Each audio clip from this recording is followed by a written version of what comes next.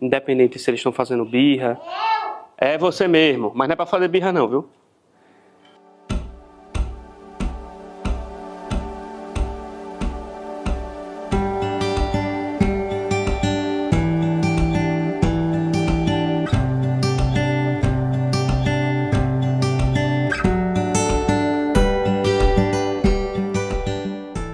Primeiro, o que é viver o sonho, né?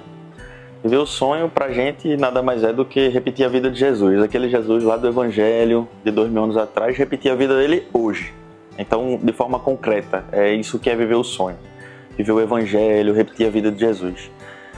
E eu acho que a chegada de uma criança, a chegada de um bebê, traz isso de forma concreta, né? Você aprende a deixar um pouco da sua liberdade de lado, porque agora não é mais como você quer, você perde um pouco dessa liberdade para se doar para outra pessoa que depende 100% dos pais. Né? 24 horas depende de vocês para sobreviver. Então, a gente costuma muito se perguntar a gente gosta de discernimento, né? A gente faz muito discernimento, a gente gosta muito de se perguntar qual a vontade de Deus na nossa vida, em vários âmbitos da vida. Então, qual a vontade de Deus para mim na minha profissão, né? E a gente entra em vários discernimentos, né? Se eu vou ser médico, professor, engenheiro, seja o que for. Discernimento se é para namorar ou não namorar, se é para casar ou não casar, se é para ser padre, se é para ser religioso, religiosa. E às vezes eu acho que a gente esquece um pouco dos pequenos discernimentos, das pequenas... de se perguntar nas pequenas coisas qual a vontade de Deus para mim agora. E eu acho que viver o sonho é esse exercício de o que Jesus faria agora, né? É muito mais fácil discernir o futuro, né? Pensar qual a vontade de Deus no futuro para mim, né? No meu futuro, nas grandes coisas, mas qual a vontade de Deus para mim agora aqui, gravando esse vídeo com vocês. Como é que Jesus faria, né? Como é que eu vivo o Evangelho aqui e agora? Disse isso por quê? Porque eu acho que Catarina trouxe esse presente para a minha vida, entendeu? De perceber que a vontade de Deus, ela acontece agora, que a vivência do Evangelho ela acontece aqui e agora. Eu me tornei pai de Josué, que chegou no final de 2020, então pra gente foi um susto, né, na pandemia, e viver o sonho sendo pai, engraçado porque eu acho que o sonho é se configurar a Jesus, mas eu, na paternidade, tenho me identificado mais com o pai do que com Jesus. Então, eu lembro quando o Vicente nasceu, assim que eu o vi na sala do parto, eu lembro de sentir um amor que eu nunca senti na vida, e era uma explosão plena, assim, não era nada eufórico, mas era um amor muito grande, mas pleno, assim. E eu pensei, caramba, alguém um dia me amou assim, desse jeito, meus pais. E logo depois o que eu pensei foi, caramba, Deus me ama infinitamente, muito mais do que esse sentimento que eu tô tendo agora. Então, eu lembro de ter ficado até um pouco constrangido, assim, pelo amor que meus pais sentiram por mim e pelo amor de Deus. E eu queria falar isso da forma mais verdadeira possível, que não parecesse banal, é sempre uma descoberta, né? Eu sempre lembro como é que o pai educou Jesus e como é que o pai me educa. Então, claro que a gente erra a mão várias vezes, mas é sempre uma constante dentro de mim, lidando com Josué, com Madalena, que é minha filha mais pequena, perceber essa educação do pai, essa forma de educar de Deus para com a gente e com Jesus, né? Essa educação sempre me chama atenção e sempre me coloca nos trilhos da paternidade, né? Quando eu devo apertar mais, quando eu devo soltar mais, e descobrir também que eu sou filho de Deus, né? E se eu amo, para mim tem sido uma grande descoberta, né? Se eu amo Josué e Madalena do jeito que eu amo, né, disposto a tudo por eles, independente se eles estão fazendo birra, é você mesmo, mas não é para fazer birra não, viu? Se eu amo eles dessa forma, assim, eu sinto que Deus sempre me lembra. Se você que é mau ama Josué e Madalena dessa forma, está disposto a se desdobrar por eles dessa forma, quanto mais eu que sou bom, o que é que eu estou disposto a fazer por você? E e tá com ela, né, ela bebezinha, logo quando nasceu e tudo mais, olhar para aquilo e saber que você tem certeza que a vontade de Deus, para mim agora, é que eu cuido dessa criança. Não é outra coisa, não tem discernimento nesse momento, né? Então eu acho que a chegada de Catarina presentificou muito essa vivência do Evangelho, sabe? Um dia eu estava de madrugada, a Catarina teve muito problema para dormir, estava de madrugada com ela no colo, já há muito tempo ela chorando e não dormia, e a gente há dias sem dormir direito, naquele cansaço extremo, e eu altamente estressado com ela no colo, ela não dormia, e aí sem saber o que fazer.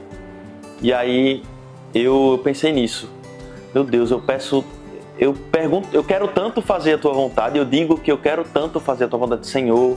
Tem até uma música na comunidade, né? Senhor, quero a tua vontade, quero fazer a tua vontade.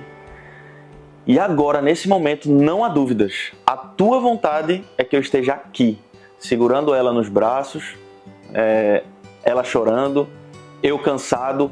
É essa a tua vontade. É essa a tua vontade. É aqui que eu estou vivendo o sonho da minha vida. É aqui que eu estou vivendo o evangelho concreto, né? Porque é isso, é abrir mão da sua liberdade que você tinha antes, quando você não era pai, e viver para outra pessoa, né? Então isso é viver o amor até o fim, isso é viver o evangelho. E é isso. E eu acho que também me fez não sei se entender, mas perceber que Deus é pai, de enxergar Deus como pai mesmo. Assim. Realmente, hoje penso nisso, caramba, Deus é pai. Se eu amo Catarina da forma como eu amo, e Ele me ama mais que isso, então eu sou muito amado. Então acho que ser pai traz um pouco esse entendimento de que a gente é filho de Deus e de que a gente realmente é amado por Deus. Então, acho que a primeira coisa que eu penso como desafio é a rotina, de fato. Um bebê, quase uma criança agora, e você acordar já tem uma demanda muito grande, você ir trabalhar, existe a demanda dele também, a gente volta para casa, no meu caso eu trabalho em casa, mas eu saio do escritório, ele já está aqui, a gente já tem que dar um almoço, já tem que botar para dormir, já tem que arrumar ele, aí quando chega perto da hora de dormir de noite, já tem que... Enfim, então a rotina é muito certinha, graças a Deus, eu acho que isso é bom, ajuda a gente, mas demanda realmente uma atenção muito grande. E a gente corre o risco, um grande desafio, de Vicente se tornar o centro das minhas atenções, das minhas forças, dos meus sentimentos, das minhas faculdades.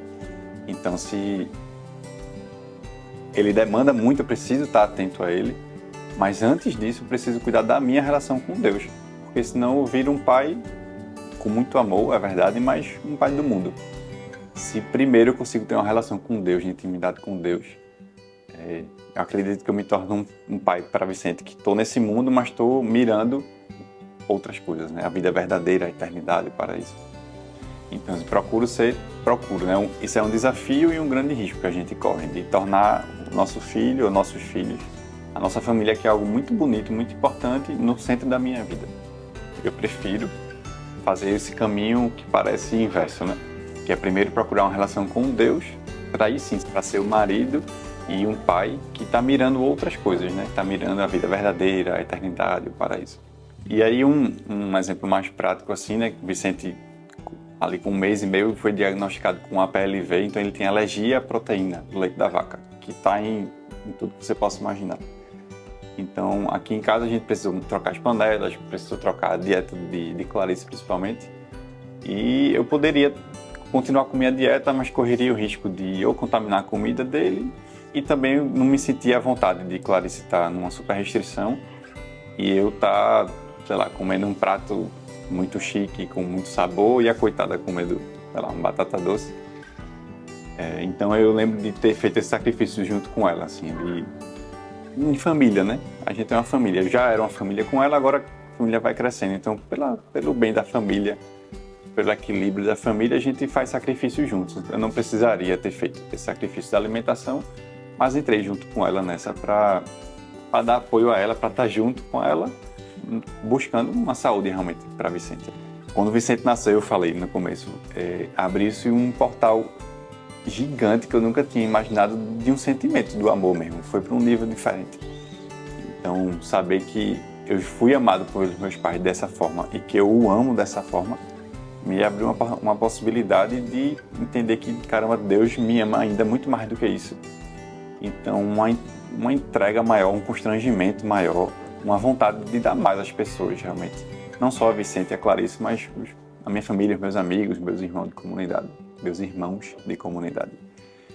Então, acho que essa foi uma graça muito grande, assim, me perceber muito amado por Deus, muito amado pelas nossas famílias e pelos nossos irmãos de comunidade. Acho que é uma troca muito grande. A partir do nascimento de Vicente, é uma coisa que eu ainda revivo, faço memória desse momento, porque acho que foi uma graça muito grande de Deus. Sempre é, na verdade, né, o nascimento de uma criança. Mas como foi a minha, eu estava lá, foi uma graça muito grande para mim, de poder me sentir amado e, a partir disso, querer transbordar esse amor para outras pessoas. Eu acho que a graça e o desafio, né, de qual é a graça e qual é o desafio da paternidade, de viver o sonho na paternidade, da paternidade, né, dessa vivência dentro da paternidade. Eu acho que elas andam juntas, muito interligadas. Por quê?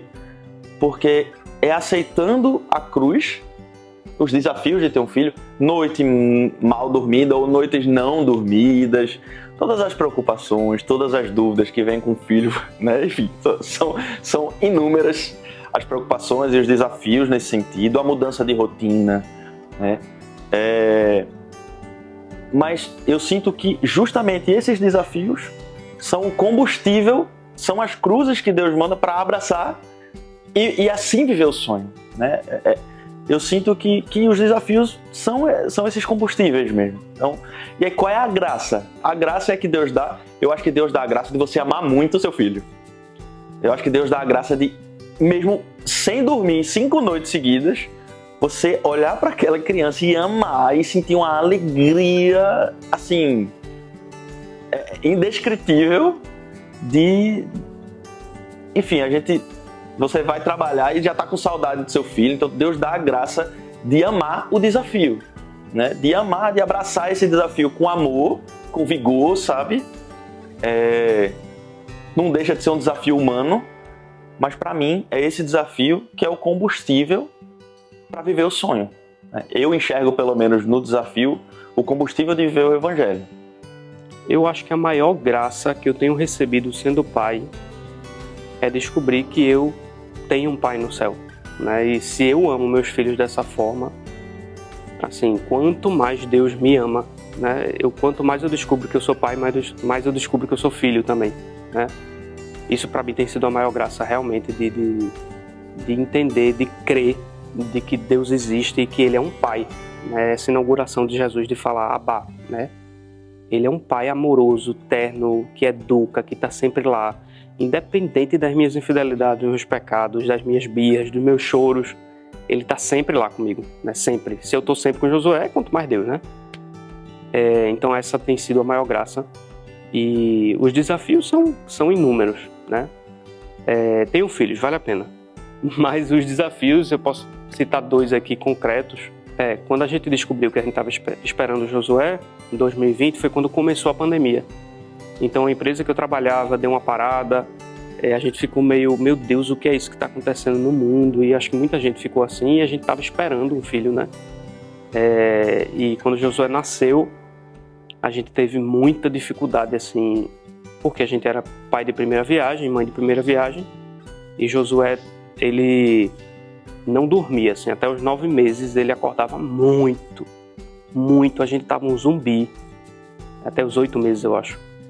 E eu lembro de que a gente tava num limite, assim, mesmo, foi perto da Semana Santa, inclusive, e eu pedi muito a Deus, assim, foi um lugar de muito deserto, assim, de pedir a Deus que a gente tinha tentado de tudo, levou ele no médico, levou ele em psiquiatra, pediatra, academia, tudo que você imaginar. E não resolvia, né? Ele acordava 9, 10 vezes por noite, a gente estava muito cansado, era pandemia, enfim, todo um contexto. Até que teve um dia que eu lembro que eu acho que foi a Sexta-feira Santa. A gente chegou em casa e eu fui rezar, assim, exausto. E eu pedi muito a Deus que Ele desse alguma graça, que Ele nos ajudasse a passar por esse momento e resolver essa situação de Josué. E aí, 3 dias depois, mais ou menos, 3 dias depois, olha aí, eu estava falando com a irmã Bernadette, que é uma carmelita amiga nossa, e ela disse, eu falei dessa situação, e ela disse que tinha um casal que tinha conseguido resolver isso. E a gente ligou para Camila, e ela passou o contato de uma pediatra, enfim, e graças a Deus tudo se resolveu em pouquíssimo tempo, assim, questão de semanas. Josué estava dormindo a noite toda, né? E outro desafio também foi recente. Carol estava viajando, estava com os 2 só aqui em casa, e foi um dia bem... Madalena estava meio abusada e Josué estava chamando atenção, e aquele dia mais exigente mesmo que a gente tem com crianças. E eu fui colocar os 2 para dormir, e Josué não queria esperar dormir sozinho, dormir comigo, e pediu para dormir, eu, ele e Madalena. E aí eu deitei no meio da cama de Madalena, ele deitou de um lado, Madalena deitou do outro, e a gente ficou imprensado assim, e os 2 demoraram muito para dormir nesse dia, mas dormiram juntos. E eu fiquei pensando, né, que eu estava extremamente cansado, né, estava bem cansado, os 2 não estavam querendo dormir, e eu senti exatamente isso que eu disse no começo, né? Caramba, se eu sou capaz de me desdobrar e por esses 2, dessa forma, né, com esse cansaço, e estando paciente, e estando com carinho, assim, eu lembro que eu estava dormindo, Madalena botava a mão, pedia carinho, eu fazia carinho, daqui a pouco Josué me chutava na barriga, eu fazia um carinho no pé dele, e teve um momento que eles faziam carinho em mim também, foi um momento bonito, assim. E eu lembrei muito nesse momento, caramba, se eu fui capaz disso, né? Quanto mais Deus é capaz de me acolher sempre, né, como pai, porque eu sou filho dele. Então foi um momento muito, muito importante, muito bonito. Eu terminei essa, não foi? Tá gravando ainda? É só deixar a Madá entrar. Rai, dá mais uma voltinha com ela? Aí eu disse que deu certo e resolveu, não foi? Mas não tava prestando atenção quando eu falei. Não sei se eu aqui fico olhando muito pra cima. Deixa eu ver aqui. Bateu. Deixa eu dar beijo pra passar. Vamos fazer radical? A gente vai gravar. É verdade, acho que é natural também, né? Assim, tipo, a vida real, né? Meu Deus do céu, meu papaizinho. Eu acho que é isso.